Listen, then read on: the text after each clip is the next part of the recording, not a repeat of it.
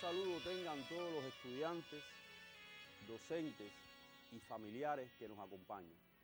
Nos reencontramos nuevamente para aproximarnos a ese mágico camino que es el de la cultura política. Es decir, es esa concepción de pensar y comportarse en un contexto determinado. Y en esta emisión televisiva quería proponerles a ustedes abordar un elemento esencial que tiene que ver con la cultura política y con los comportamientos, que son los estereotipos. Es decir, cómo somos y por qué sencillamente asumimos determinados ideales, determinadas concepciones, determinadas maneras de ser. ¿De dónde sale eso? ¿En qué medida influye sobre nosotros? ¿Qué lo posibilita? De eso estaremos hablando en el día de hoy. Y por lo tanto, les propongo comenzar observando la siguiente imagen. ¿Qué observamos?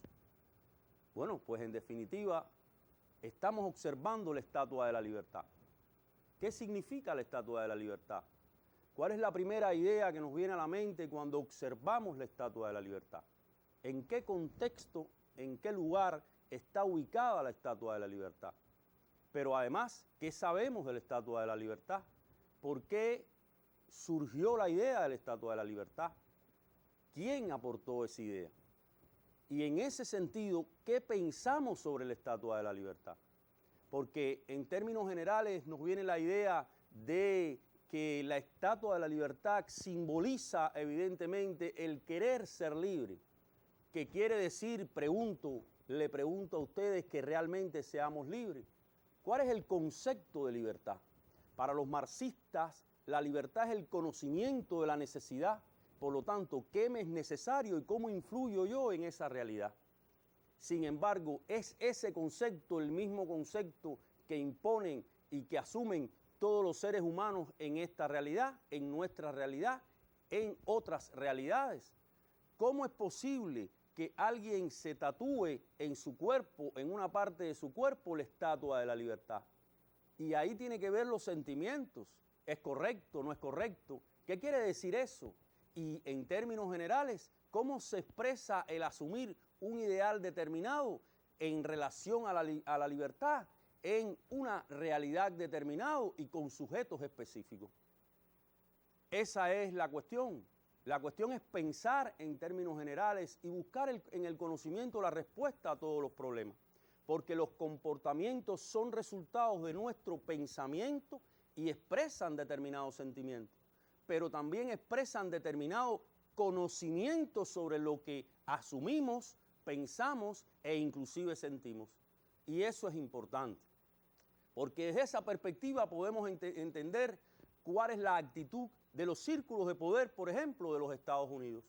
Porque para ellos, Estados Unidos es el panteón de la libertad.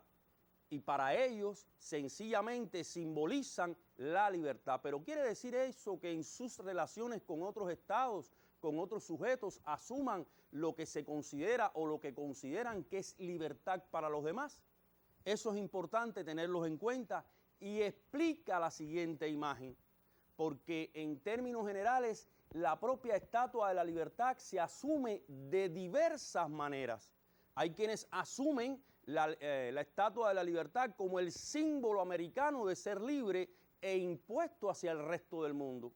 Hay otros elementos que observan y que tributan a una Estatua de la Libertad que significa violencia, no es tan libre como tal, no es tan simbólicamente libertaria como tal. Hay otros que la expresan como una especie de mordaza, como una especie de ahuyentar o aplastar los criterios del otro. Y hay quienes lo asumen como una vergüenza.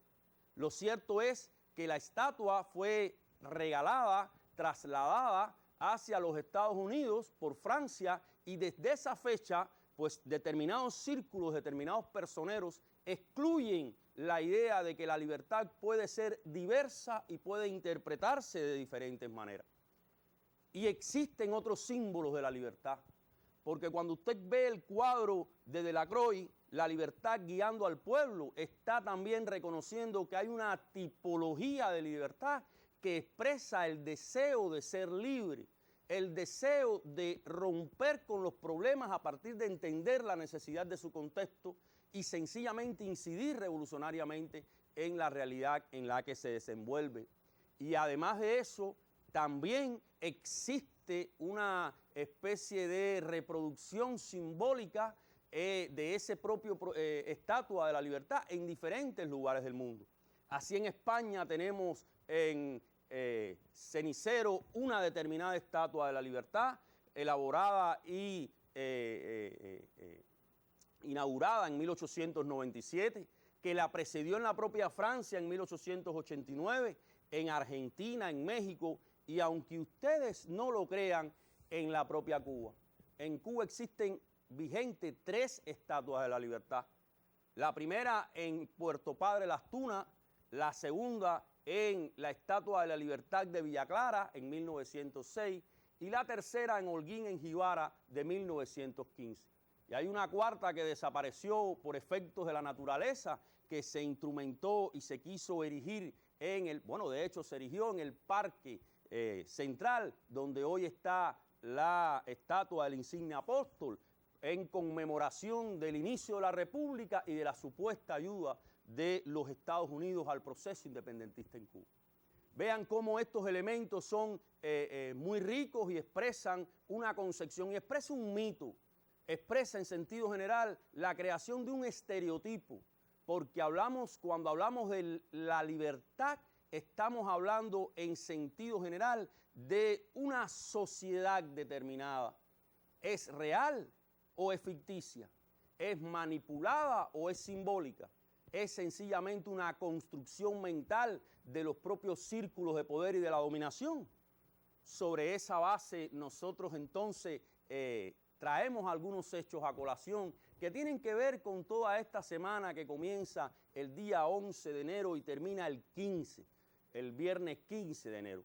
Pero un día como el martes 12 de enero, un día como hoy de 2011, pues sencillamente la empresa Google, una empresa norteamericana, censura el canal de video del sitio Cuba Debate en YouTube y que sencillamente permite entender el ejercicio de una supuesta libertad, el derecho de censurar, es decir, el derecho de eliminar una determinada realidad o una determinada información. Es decir, se explica de esa manera. Es verdad que después fue restituida, pero es el ejercicio y el acto lo que importa. Lo que importa es la idea de tratar de censurar una información que al parecer o no nos conviene o sencillamente nos molesta. ¿Cómo se identifica el proceso de entender el ejercicio de la libertad de expresión desde esta óptica? Y hay otros elementos que lo justifican, como por ejemplo la campaña de descrédito iniciada a la revolución por un ejercicio revolucionario que es la de ajusticiar, la de sencillamente ser justo y castigar a los que en un momento determinado torturaron y asesinaron. Por eso el 13 de enero, es decir, las agencias de Estados Unidos inician una campaña de descrédito contra el gobierno revolucionario, al que acusan de convertir al país en un baño de sangre. Es el panteón, es el reino de la libertad castigando a aquellos que consideran no tienen el derecho a ser libres. Sin embargo, los que sencillamente eran sometidos a juicios sumarios con una determinada legalidad, eran aquellos que habían torturado y asesinado en el proceso revolucionario. Y por eso, acuérdense, a una acción, una reacción, la respuesta revolucionaria a la idea de establecer un estado de opinión contra la revolución, que fue la campaña lanzada por el proceso revolucionario conocido como la Operación Verdad. Y les remito a el discurso de Fidel el 17 de enero de 1959, donde inclusive aborda esta problemática cuando expresa: los eternos enemigos de nuestras libertades, los intereses que se oponen a la justicia, han ideado una campaña de descrédito. Entonces, la libertad que existe no es propiamente la libertad que debieran tener todos los ciudadanos. ¿Qué entender por libertad? Existen dos conceptos de libertad. Existe un solo concepto de libertad Lo que pasa es que la libertad es asumida a partir de los contextos y de los intereses socioclasistas de los sujetos. Y por eso Fidel decía en aquel momento, los que no levantaron sus voces para denunciar los 20.000 asesinatos que se cometieron en el régimen batistiano, ahora protestan de que estemos fusilando a los asesinos. Son los mismos que acogieron en su reino de la libertad al terrorista Posada Carriles. Y es la misma respuesta del revolucionario que en un momento determinado, cuando se le planteó la idea de ajusticiar a Posadas Carriles, respondió enérgicamente de una manera revolucionaria. La revolución no quiere venganza, quiere justicia. Y la justicia era lo que sencillamente buscaban los revolucionarios, las madres y padres, los hijos de aquella sociedad en la que sus seres queridos habían sido asesinados.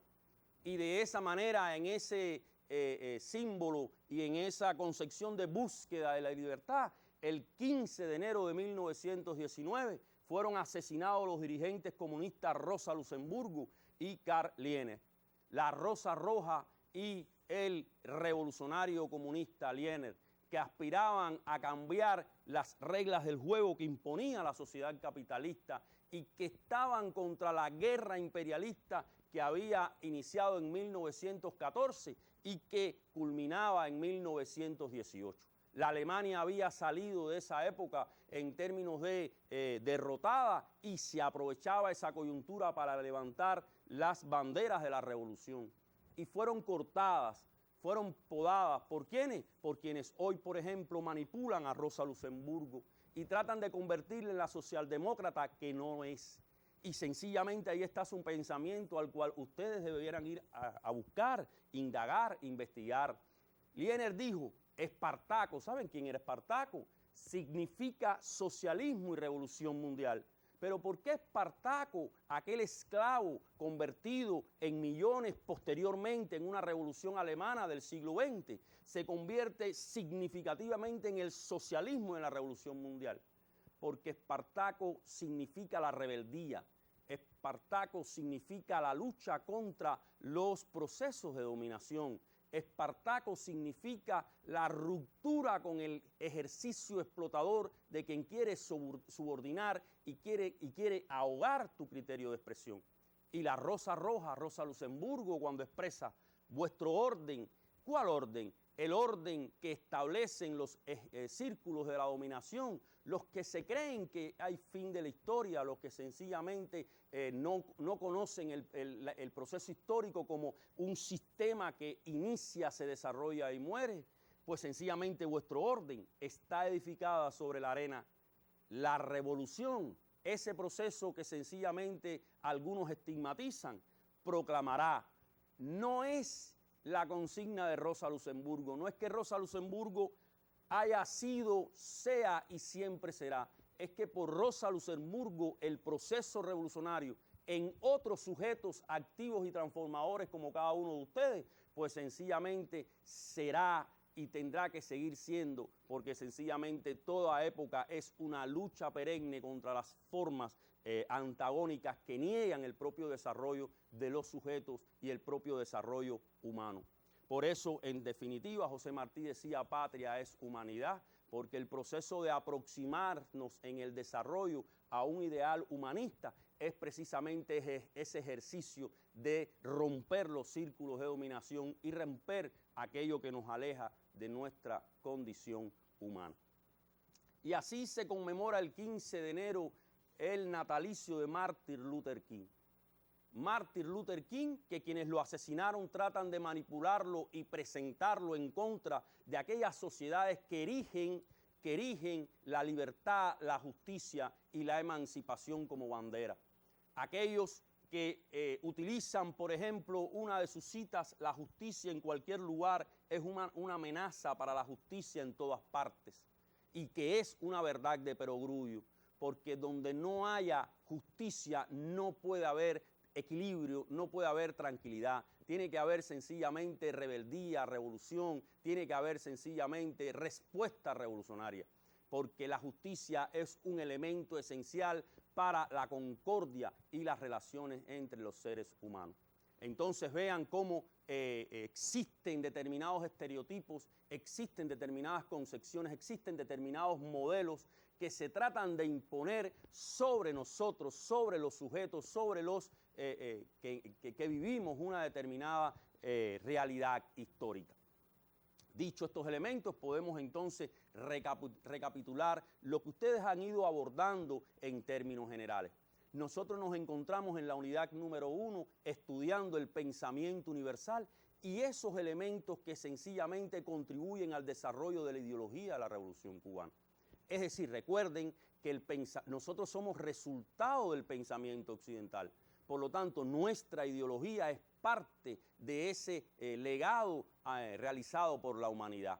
Y en ese marco estamos estudiando la unidad 1.2, que tiene que ver con Simón Bolívar, con la concepción bolivariana de emancipación desde su proyecto de integración que ustedes debatieron en la clase anterior.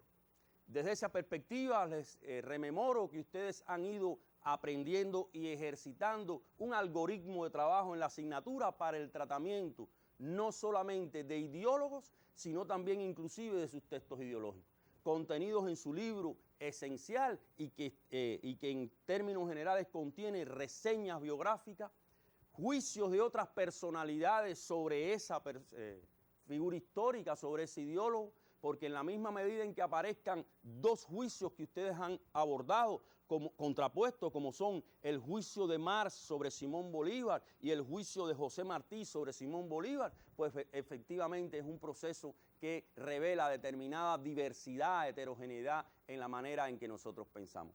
Para ir a su obra donde está contenido en sentido general el pensamiento de ese ideólogo y que nos lega ya sea revolucionario e inclusive reaccionario a la propia ideología.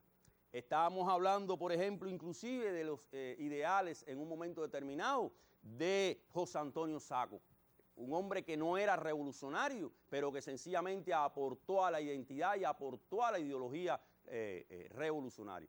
Inclusive aquellos que plantearon la anexión desde una perspectiva, pero que legaron a esta revolución y a este proceso histórico elementos identitarios como son nuestros símbolos patrios. Es decir, que en términos generales, pues sencillamente existe una influencia muy diversa para nuestras maneras de pensar y comportar. ¿Y por qué decimos que Simón Bolívar es un revolucionario?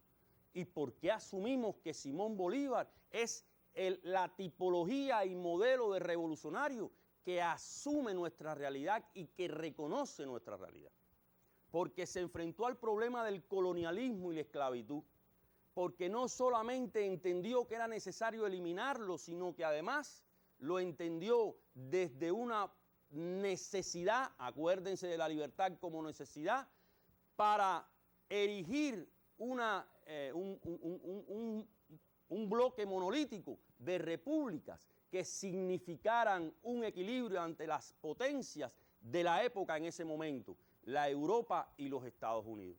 Pero que no solamente se quedó en la idea de pensar la América desde la independencia como un bloque monolítico, sino que la entendió como un haz de repúblicas confederadas, es decir, unificadas, desde una lógica comportamental culta, porque había que ser ilustrado para entender ese proceso, original, porque había que pensar a la América desde la América y no desde la copia de Europa de los Estados Unidos, democrática, porque tenía que ser participativa, amén de los criterios muy prejuiciados de algunos ideólogos de su época que le atacaron, y con un componente moral esencial, es decir, con un componente eticista que marca la gesta y la prédica de Simón Bolívar. ¿Y por qué tuvo varios enemigos Simón Bolívar? Si ese es el ideal revolucionario de la personalidad del ideólogo, ¿por qué tuvo tantos contrincantes?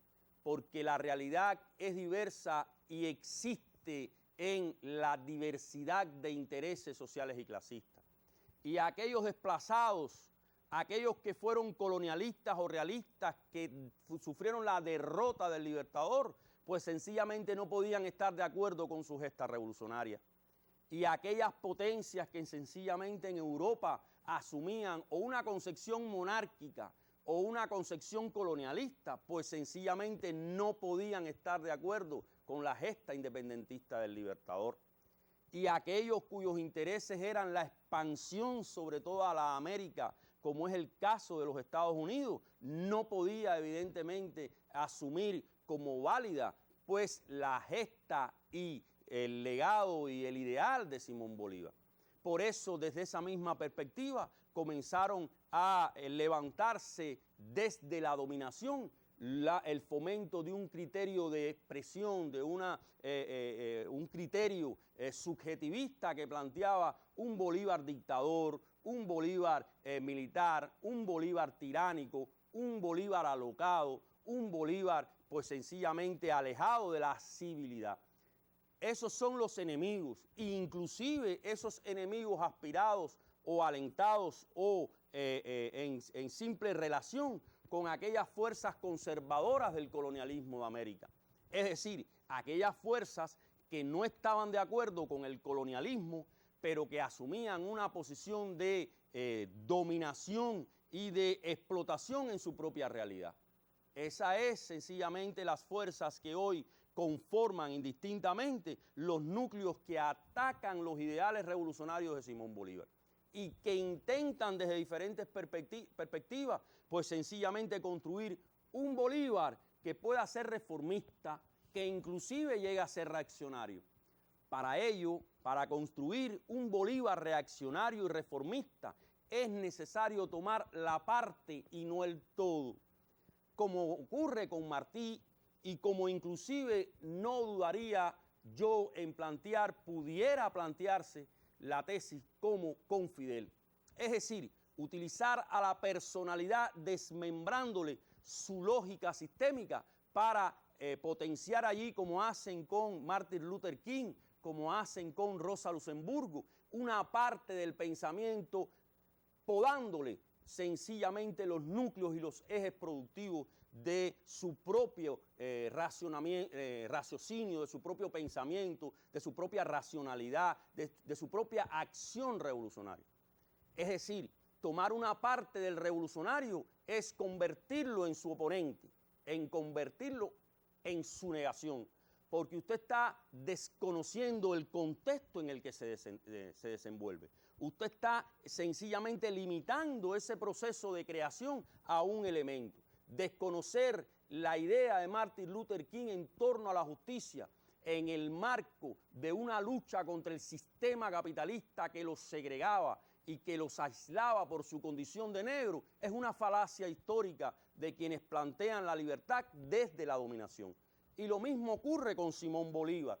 Lo mismo sencillamente ocurre con estas figuras que sencillamente sufrieron la construcción de determinadas subjetividades por parte de los ideólogos del capital. Y uno de ellos es Juan Bautista Iribarne. Poca información se tiene sobre él, pero se sabe que es periodista y que fue agente norteamericano y que tuvo una fluyente relación epistolar con el propio Simón Bolívar. Que Simón Bolívar en sus cartas así lo expresa, pues sencillamente lo trató de manera cortés, como debe ser todo político y todo revolucionario, aunque tuvieran sencillamente ideas totalmente contrarias. Y que en sus comunicaciones al secretario de Estado, John Quincy Adams, tilda a Bolívar de dictador y tirano. Esta no es una figura de Iribarne, esta es la figura en términos de cuadro de Simón Bolívar, pensado por el artista desde su condición de diplomático. Y de esa manera es que sencillamente Bolívar enfrenta a sus enemigos. Luego de su partida, la partida de Iribarne de Venezuela como agente norteamericano en 1819, pues comienza a realizar una serie de artículos antibolivarianos donde inventa subjetividades y donde sencillamente se las inventa para promover la hegemonía del capital y los intereses expansionistas de Estados Unidos. Otro ejemplo es el cónsul de Estados Unidos ante el gobierno de Perú, William Tudor, que llamaba dictador, usurpador y loco de Colombia a Simón Bolívar, entre otras valoraciones subjetivistas. Es decir, fíjense cómo se va construyendo un estado de opinión. Fíjense cómo se va construyendo un modelo que la hegemonía reproduce, que estigmatiza, que sencillamente va construyendo una leyenda negra sobre cada uno de los revolucionarios. Y así ocurrirá con cuanto revolucionario pueda ocurrir. Por ejemplo, el propio Carlos Marx, por ejemplo, el propio Lenin, la propia Rosa Luxemburgo, el propio Ernesto Che Guevara. Es decir, son revolucionarios a los cuales se le trata de crear una especie de leyenda maquiavélica que justifique el rechazo hacia él. Por eso la búsqueda incesante del conocimiento es la búsqueda en sus documentos, en su obra, en sus textos ideológicos, para entender quién es, cómo pensó su realidad, cómo la diseñó, qué legó y qué sencillamente accionó sobre esa realidad. Y el propio conde de Dudley, el secretario de Estado británico, expresaba en 1826: la maligna hostilidad de los yanquis hacia el Libertador es tal que algunos de ellos llevan la animosidad hasta el extremo de lamentar abiertamente que allí, donde ha surgido un segundo César, no hubiera surgido un segundo Bruto. Bruto fue uno de los conspiradores que asesinaron al emperador de César.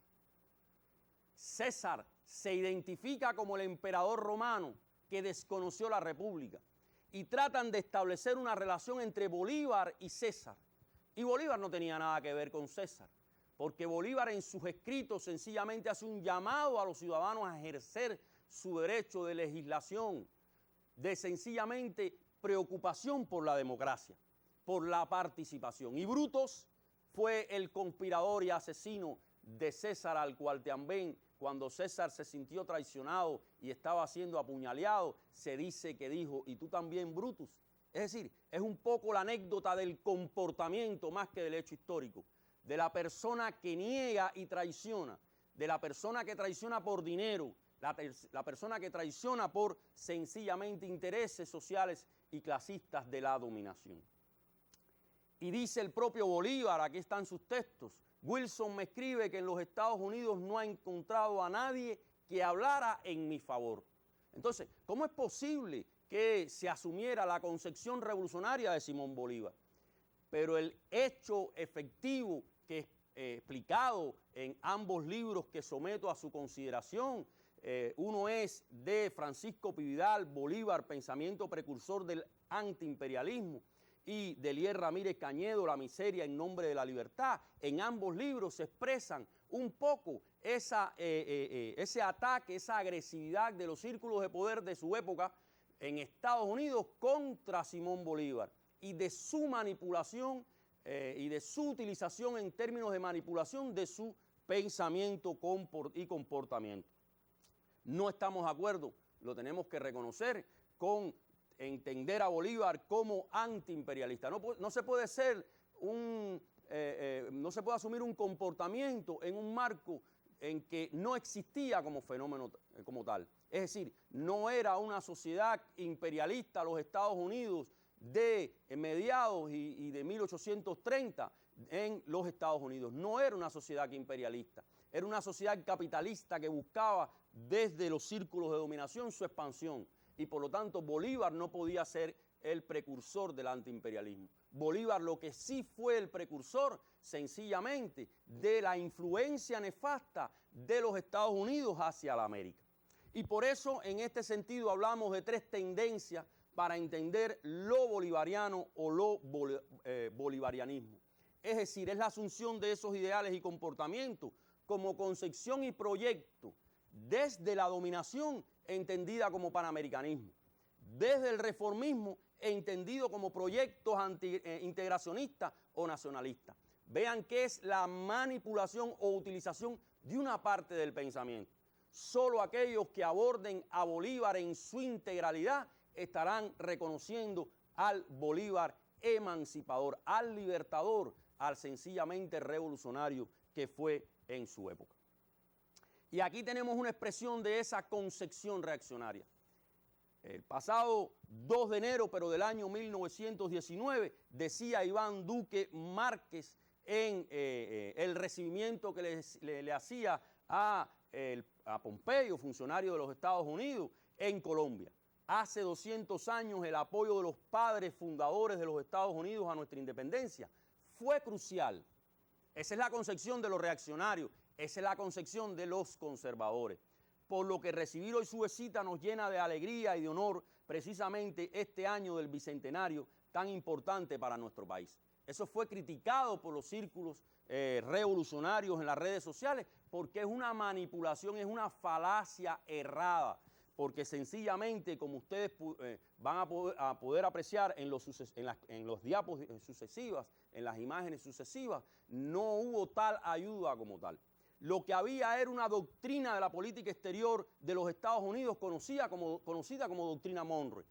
Esa era la concepción que erigía a los Estados Unidos en esa época y que la sigue erigiendo en la actualidad, pero que no tiene que ver con la manipulación del pensamiento bolivariano, la manipulación de Simón Bolívar en función de lograr una integración que esté en coherencia con los intereses del capital y de la dominación. Esos son los círculos reaccionarios. Como también, evidentemente, podemos hablar de que lo bolivariano es la doctrina de política internacional que preconiza la unión de las repúblicas latinoamericanas como un medio de afianzar la independencia y desterrar cualquier pretensión extranjera que pueda lesionarla.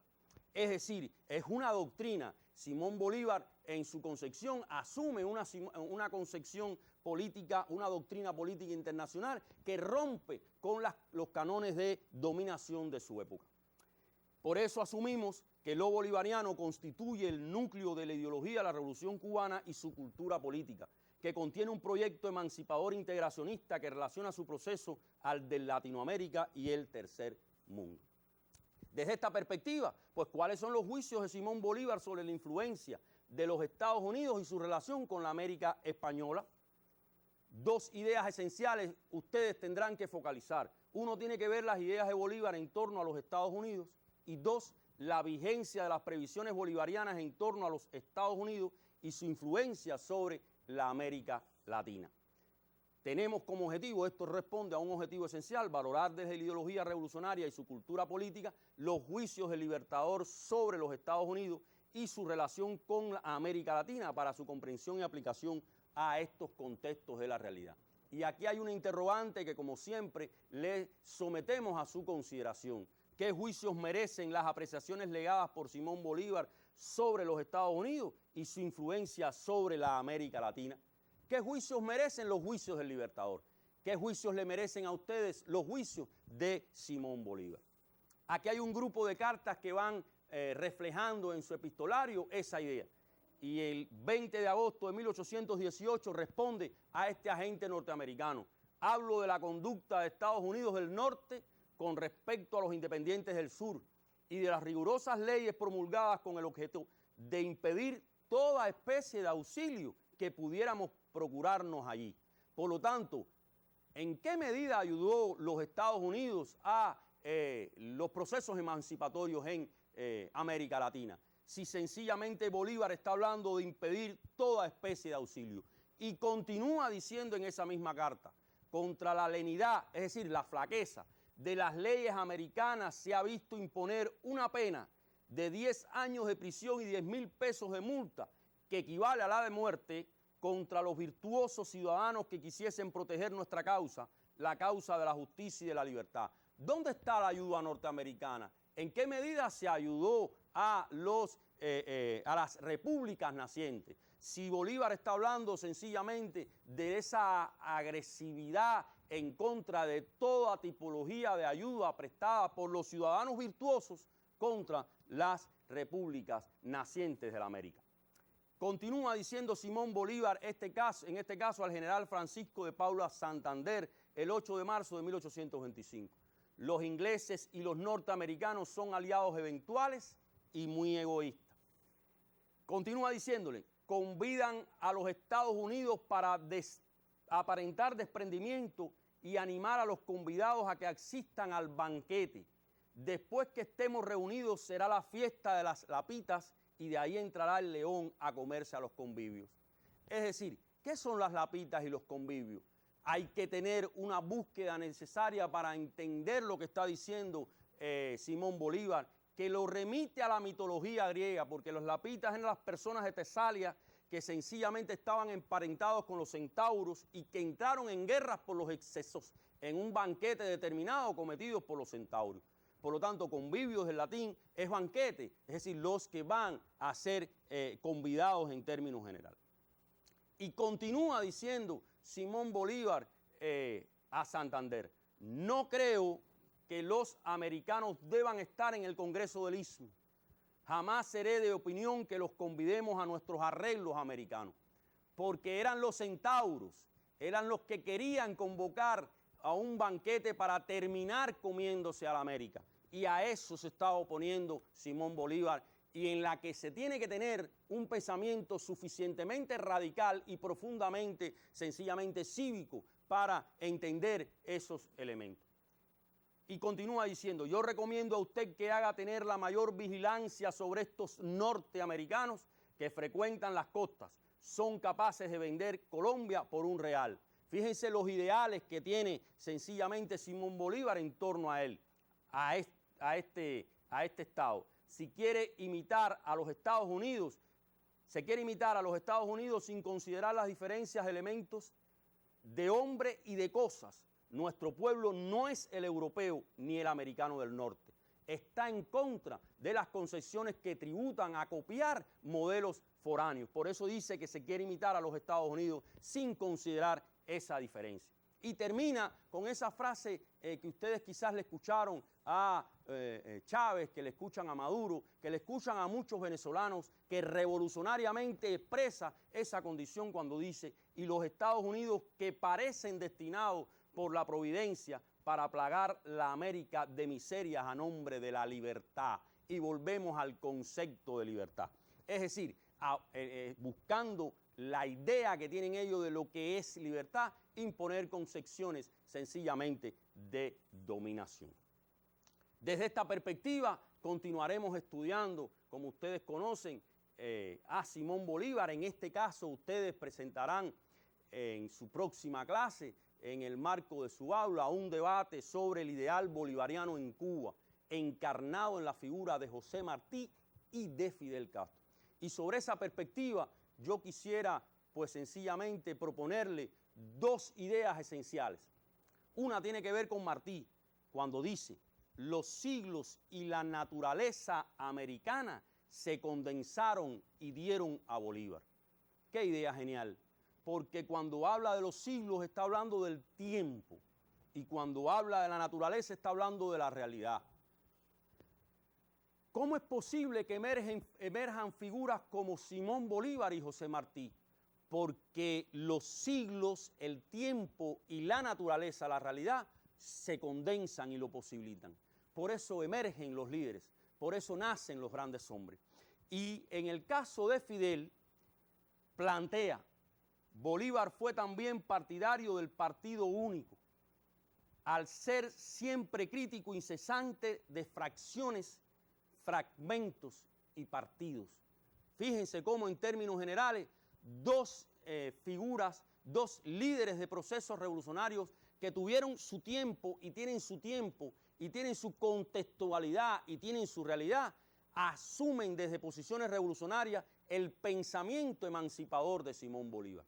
Pues sencillamente de eso se trata, de cuando usted busca en la realidad sistémica de un ideólogo, encuentra pues sencillamente sus verdaderos núcleos emancipadores y revolucionarios. Por eso Martí asume a Bolívar y se convierte en la primera figura que en América promueve el ideal bolivariano. Nuestra ideología de la Revolución Cubana es bolivariana, además de ser resultado del pensamiento que encarna Bolívar, ser también resultado de las ideas que promovió, que divulgó, que sistematizó José Martí en función de divulgar el proyecto emancipador de Simón Bolívar. Por eso Bolívar es el revolucionario que es, y por eso Bolívar significa para la ideología de la Revolución Cubana un proyecto de integración desde la realidad emancipadora de América Latina. Y por eso está en contra de los proyectos conservadores y reformistas de un Bolívar puntual